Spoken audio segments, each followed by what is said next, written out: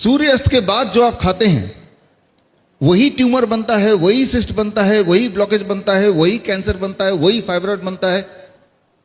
खाओ मत सूरज के ढलने के बाद, तो नहीं बनेगा। और जो है, मान लो किसी के बॉडी में कैंसर है, हमारे 55 हॉस्पिटल्स हैं, हम क्या करते हैं 6 बजे हम अपना किचन बंद कर देते हैं।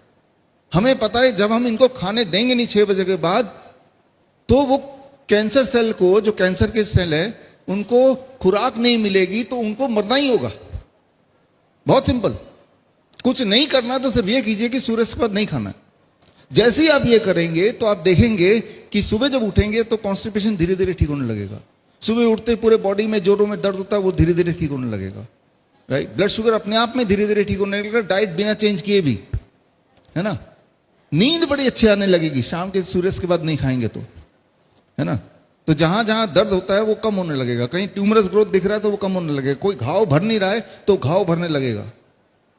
अगर आज आप चाहते हैं कि आपके घर के सारे लोग स्वस्थ रहें, तो आज घर जाते हुए रास्ते से एक ताला खरीद लीजिए और शाम के 6 बजते उस किचन में ताला लगा दीजिए, बस। हाँ, आप देखेंगे अरे सब ठीक होने लगे।